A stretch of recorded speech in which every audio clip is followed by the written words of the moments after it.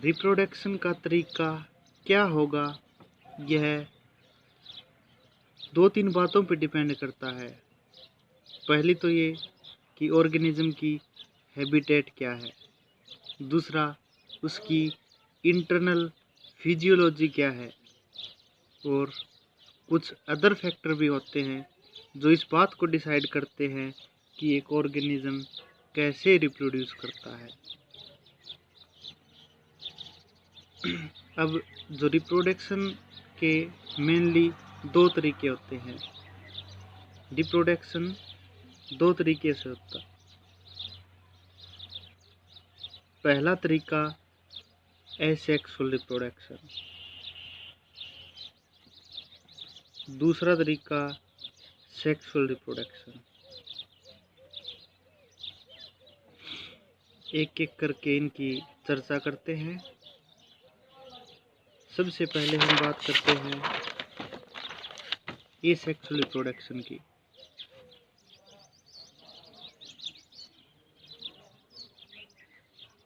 और side by side थोड़ा पढ़ते जाएंगे सेक्सुअल रिप्रोडक्शन के बारे में। ठीक है, एसेक्सुअल रिप्रोडक्शन और सेक्सुअल रिप्रोडक्शन। एसेक्सुअल रिप्रोडक्शन की अगर हम बात करें तो एसेक्सुअल रिप्रोडक्शन में जो हाईलाइट जो चीज़ होती है, जो एसेक्सुअल रिप्रोडक्शन को हाईलाइट करती है, गैमेट में और may not form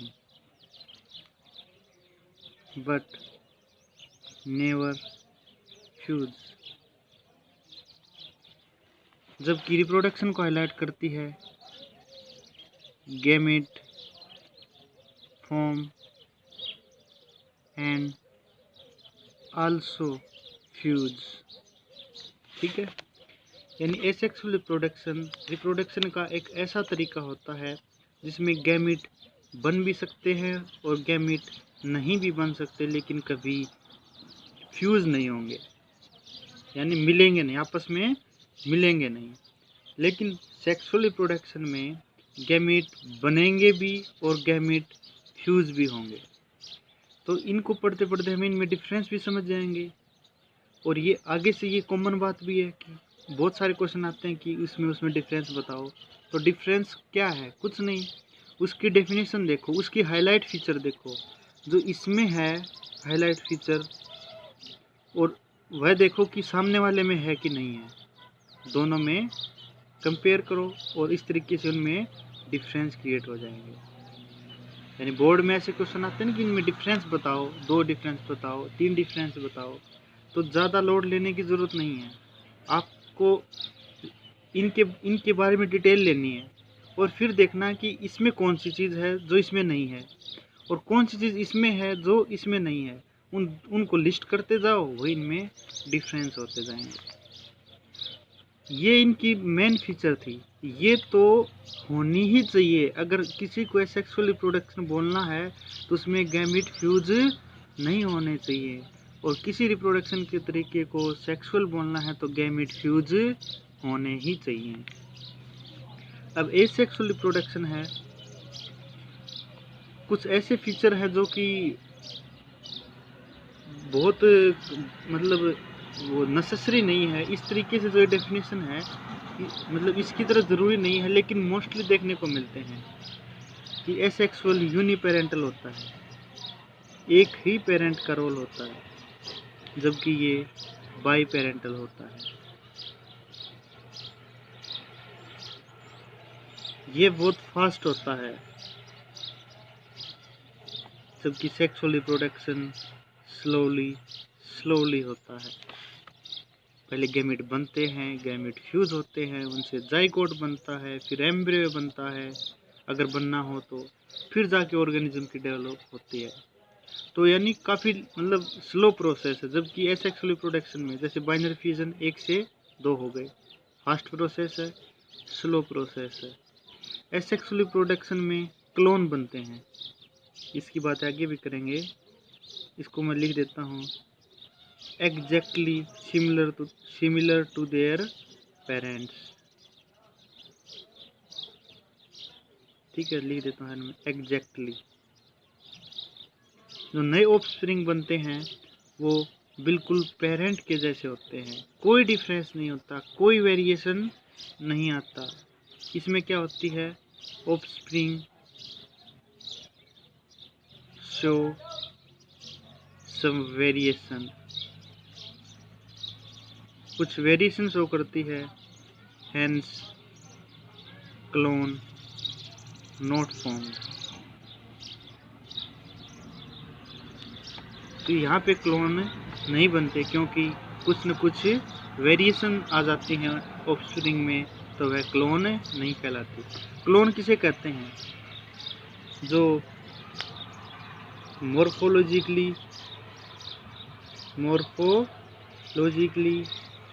and genetically similar हो। ठीक है, ऐसी ऑफस्प्रिंग जो मॉर्फोलॉजिकली यानी दिखने में और जेनेटिकली मतलब उसके जीनोटाइप सब पेरेंट के जैसा हो, मॉर्फोलॉजिकली भी सिमिलर हो और जेनेटिक रूप से भी पेरेंट के बिल्कुल सिमिलर हो, ऐसी ऑफस्प्रिंग को क्या बोलते हैं, क्लोन। और क्लोन कहाँ बनते हैं, एसेक्सुअल रिप्रोडक्शन में। लेकिन जब सेक्सुअल रिप्रोडक्शन में दो अलग अलग तरह के गैमेट फ्यूज हो जाते हैं तो उनमें वेरिएशन आ जाती हैं, तो क्लोन नहीं बन पाते। तो ये कुछ मतलब एक दो चार हमने 4 डिफरेंस लिए हैं, और भी डिफरेंस आगे आते जाएंगे। आपको ध्यान रखना है, जो इसमें हो वो इसमें नहीं होने चाहिए, जो इसमें हो वो इसमें नहीं होने चाहिए, उनको लिस्ट करते जाओ। डिफरेंस आप खुद ही लिख सकते हैं, यानी एक टिपिकली रट्टा नहीं मारना है। बोर्ड्स की जो तैयारी कर रहे हैं उनके लिए कि इनको रटना नहीं है ऐसे कि डिफरेंस को कोई मतलब नरेशन की तरह या कोई स्टोरी की तरह रट रहे हो। इसमें और इसमें डिफरेंस को फाइंड आउट करो, ठीक है, और उनको लिस्ट आउट ही तो करना है। ठीक है, तो कुछ बातें एसेक्सुअल और सेक्सुअल रिप्रोडक्शन की यहाँ पे बताइए। अब आते हैं मेन बात, एक एक करके थोड़ी डिटेल में स्टडी करें एसेक्सुअल रिप्रोडक्शन।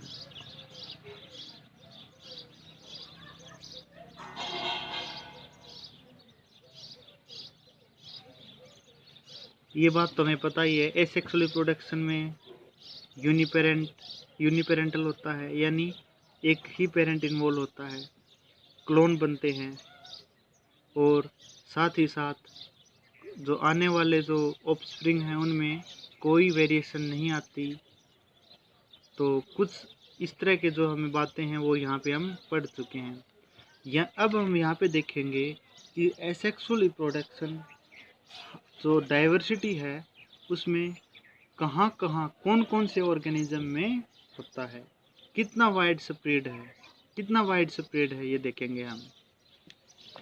अगर हम बात करें एसेक्सुअल रिप्रोडक्शन तो इट इज़ कॉमन, कहाँ कॉमन है ये हमें जनरली देखने को मिलता है सिंगल सेल्ड ऑर्गेनिज्म। कहाँ देखने को मिलता है, सिंगल सेल्ड ऑर्गेनिजम्स। कुछ प्लांट्स और कुछ एनिमल्स में भी देखने को मिलता है, सम प्लांट्स एंड एनिमल्स। लेकिन कौन से, जिनका ऑर्गेनाइजेशन सिंपल हो, ऑर्गेनाइजेशन सिंपल हो। क्या कह दिया है, ऑर्गेनाइजेशन सिंपल हो, हाँ जी, मतलब ऑर्गेनाइजेशन डिसाइड होता है जब सेल मिलके टिश्यू बनाती हैं, टिश्यू मिलके ऑर्गन बनाती हैं, ऑर्गन बना के मिलके ऑर्गन सिस्टम बनाते हैं और जिससे बनता है ऑर्गेनिज्म। काफ़ी पुरानी बातें हैं, मतलब साइंस पढ़ रहे होगे तो आई थिंक 5th या 6th क्लास से ये बात आ जाती है कि सेल मिलके टिश्यू मिलके टिश्यू सिस्टम, टिश्यू मिलके ऑर्गन और ऑर्गन मिलके ऑर्गन सिस्टम बनाते हैं और फिर बन जाता है ऑर्गेनिज्म। अब अगर इस लेवल में बात करें अपन, सेल, टिश्यू, ऑर्गन सिस्टम, और फिर बन जाता है ऑर्गेनिज्म। यहाँ लेवल देखें तो ऑर्गन सिस्टम लेवल जिन ऑर्गेनिज्म का होता है उनको बोलते हैं कि इनका ऑर्गेनाइजेशन कॉम्प्लेक्स है, कॉम्प्लेक्स ऑर्गेनाइजेशन, जिनमें सेल, टिश्यू या ऑर्गन है। ऑर्गन को इस साइड भी इंक्लूड कर लो या इस साइड भी, कोई क्लियर कट लाइन नहीं है इधर। इनको बोलते हैं, इनका ऑर्गेनाइजेशन सिंपल है, सिंपल ऑर्गेनाइजेशन।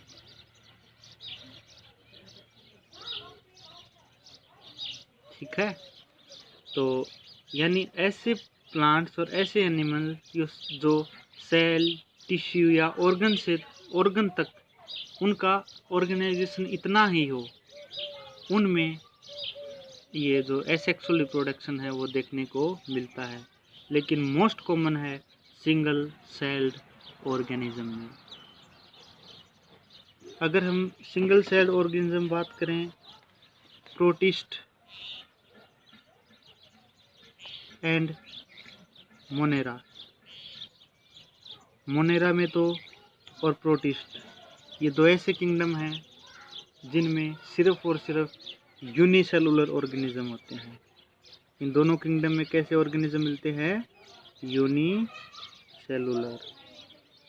अगर यूनिसेलुलर ऑर्गेनिज्म प्रोकैरियोट है तो वो मोनेरा में इंक्लूड हो जाता है, और अगर वह यूकैरियोट है तो वह प्रोटिस्ट में इंक्लूड हो जाता है। तो यानी यूनिसेलुलर ऑर्गेनिज्म प्रोकैरियोट है तो मोनेरा में, और यूकैरियोट है तो प्रोटिस्ट में आता है। ये दोनों ऐसे किंगडम हैं जिनमें यूनिसेलुलर ऑर्गेनिज्म देखने को मिलते हैं। अब यूनिसेलुलर ऑर्गेनिज्म देखने को मिलते हैं तो यहाँ रिप्रोडक्शन भी देखने को मिलेगा हमें, एसेक्सुअल रिप्रोडक्शन। इनमें क्या होता है, एक ही सेल है, ठीक है, और वही ऑर्गेनिज्म भी है। क्योंकि ये यूनिसेलुलर ऑर्गेनिज्म मतलब इनमें एक ही सेल है, वो सारे काम करती है। तो ये क्या हो गई, एक ही सेल, इनमें जो एक सेल है वही ऑर्गेनिज्म है। इनमें एक सेल बोलो या ऑर्गेनिज्म बोलो, एक ही बात है। तो सिंगल सेल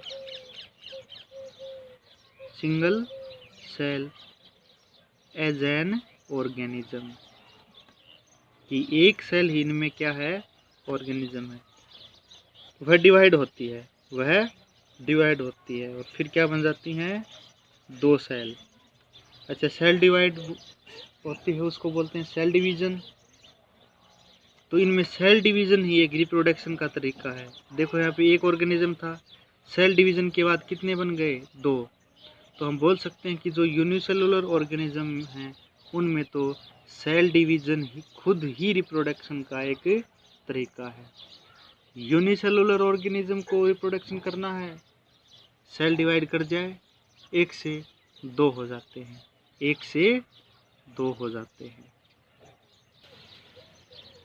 जो एसेक्सुअल रिप्रोडक्शन होता है उसके भी कई तरीके होते हैं। हम उनकी डिटेलिंग तो नहीं करेंगे, लेकिन फिर भी साथ में एक एग्जाम्पल देखते चलेंगे, क्योंकि ये हम 11th क्लास में पढ़ चुके हैं और यहाँ एनसीईआरटी में दिए गए हैं। एक तो पीछे का रिवाइज हो जाएगा और इस चैप्टर में तो हैं ही, यानी हम जो 11th का थोड़ा सा रिवीजन ही है ये, वो करते चलेंगे।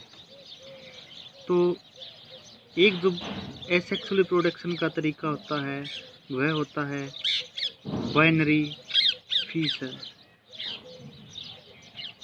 पक्षियों की आवाज़ है चारों तरफ, इसी चैनल पे है ये सुविधा, इसके अलग से अमाउंट पे कर रखी है मैंने। ये सुविधा हर जगह नहीं मिलेगी। बायोलॉजी पढ़ रहे हैं, लिविंग ऑर्गेनिज्म पढ़ रहे हैं, चारों तरफ चहचहाट होनी चाहिए, सन्नाटे में क्या बायोलॉजी पढ़ना। तो बाइनरी फ्यूजन का जो देखें कि कहाँ कहाँ होता है। इसके जो एग्जाम्पल दिए गए हैं वो है एक तो अमीबा और एक पैरामीशियम। अमीबा और पैरामीशियम में बाइनरी फ्यूजन देखने को मिलता है। बाइनरी फ्यूजन में क्या होता है, वही एक सेल है वो डिवाइड हो जाती है, दो बन जाते हैं, दोनों जो ऑर्गेनिज्म बनते हैं वो ग्रो करके एडल्ट बन जाते हैं। बाइनरी फ्यूजन में क्या होना है, कुछ नहीं, सिंगल सेल ऑर्गेनिज्म है, डिवाइड हुआ, दो बन गए, रिप्रोडक्शन हो गया। उसी तरीके को बोल देते हैं बाइनरी फ्यूजन। कहाँ कहाँ मिलता है ये इम्पोर्टेंट है, एक तो अमीबा में और एक पैरामीशियम में। ठीक है। अगर दूसरे तरीके की बात करें सेक्सुअल रिप्रोडक्शन की तो वह होता है बडिंग। बडिंग कहाँ होती है, तो इसका एग्जांपल है हाइड्रा में। हाइड्रा में बडिंग देखने को मिलती है। बडिंग में क्या होता है, जैसे ये हाइड्रा है, इधर ये रहा हाइड्रा, ऐसे ही रफ डायग्राम बना रहा हूँ, ये रहा हाइड्रा, ये रहा हाइड्रा, ये रहा।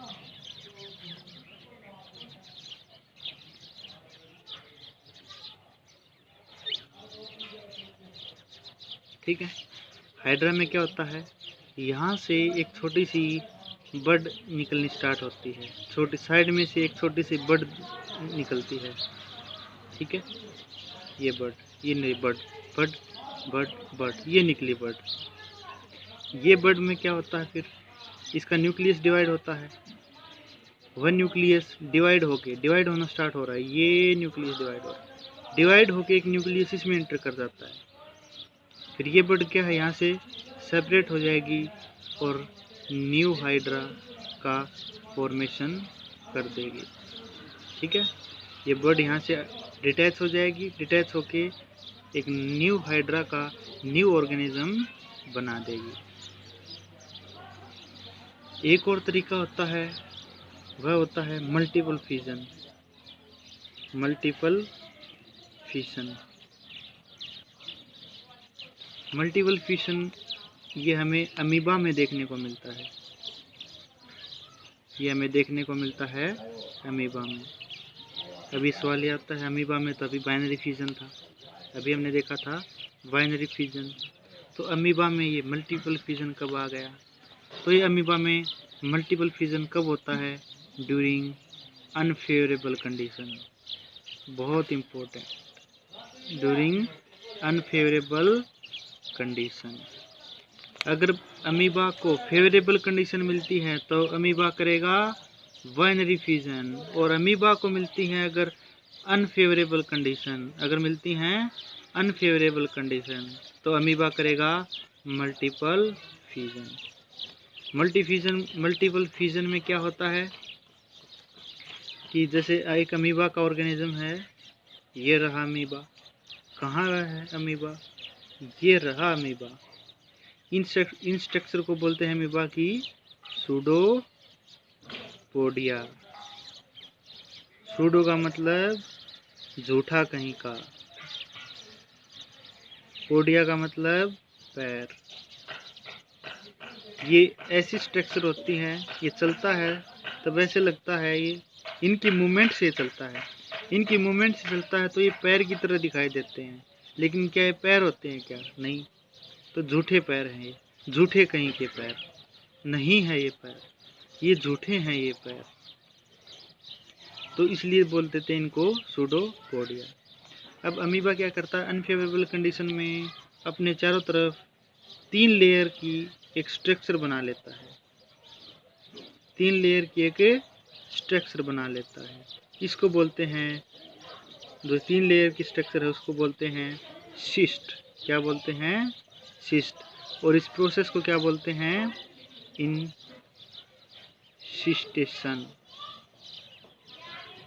ये अनफेवरेबल कंडीशन में अमीबा अपने चारों तरफ 3 लेयर की एक वॉल बना लेता है जिसे सिस्ट कहते हैं, और इस प्रोसेस को बोलते हैं इनसिस्टेशन। अब क्या होता है, जब फेवरेबल कंडीशन आती हैं, जब क्या आती हैं, फेवरेबल कंडीशन, फेवरेबल कंडीशन आती हैं तो अमीबा का जो न्यूक्लियस है वो कई बार डिवाइड हो जाता है। अब मैं ये बाहर जो सिस्ट है वो नहीं बनाऊंगा।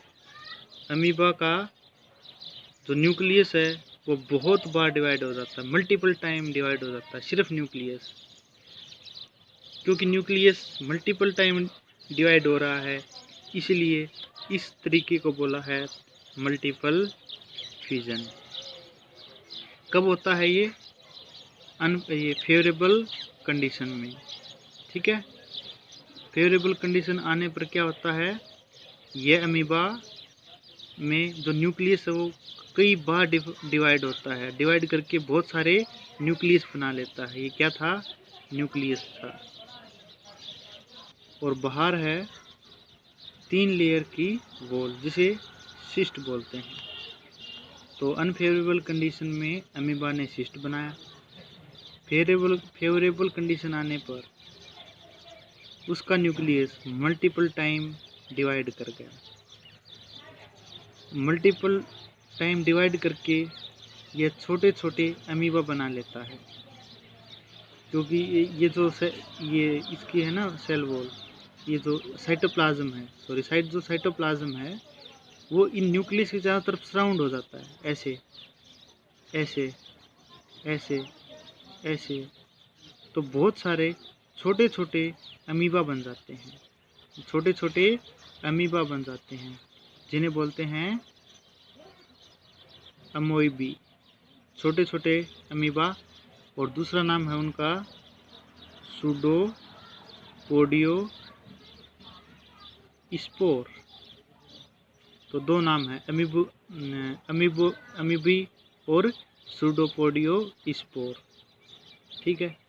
जब फेवरेबल कंडीशन, जब ये अमीबी बन जाती हैं या सूडोपोडियो स्पोर बन जाते हैं, तब सिस्ट वॉल टूट जाती है। जब सिस्ट वॉल टूटती है तो ये स्पोर बाहर इन्वायरमेंट में बिखर जाते हैं। कोई स्पोर इधर गिरा, कोई स्पोर उधर गिरा, कोई और उधर गिरा, जहाँ भी गिरा गिर के नया अमीबा बना लेता है। ये जो छोटा सा अमीबा है, जब ये गिर जाता है, छोटा सा अमीबा जब ये गिर जाता है, गिरा कहीं का, तो वहाँ पे ग्रो करके बड़ा अमीबा बना लेता है। क्या कर लेता है, बड़ा अमीबा बना लेता है। ये बन गया बड़ा अमीबा, ठीक है। और ऐसी प्रोसेस, जब ये सेल वॉल ब्रेक होके, ये सिस्ट ब्रेक होके जब स्पोर बाहर बिखरे थे, इस प्रोसेस को बोला जाता है स्पोरुलेशन, ठीक है। तो ये मल्टीपल फ्यूजन था।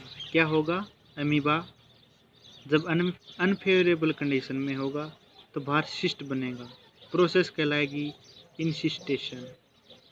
फेवरेबल कंडीशन आती ही है, बहुत टाइम तक अनफेवरेबल कंडीशन नहीं रहती। अगर रह जाती हैं तो अमीबा ही मर जाएगा। अगर हम बात कब करें, जब फेवरेबल कंडीशन आ जाए, नहीं आए तो ये यहीं पे एक न एक दिन मर जाएगा, ठीक है। जैसे अब लॉकडाउन है, हटे ही नहीं, 20 साल तक नहीं हटे, तो क्या होगा, धीरे धीरे कैसे न कैसे करके मरना स्टार्ट कर देंगे, क्योंकि ये अनफेवरेबल कंडीशन है। डरा नहीं रहा, ठीक है। फेवरेबल कंडीशन आ गई, आने वाली है।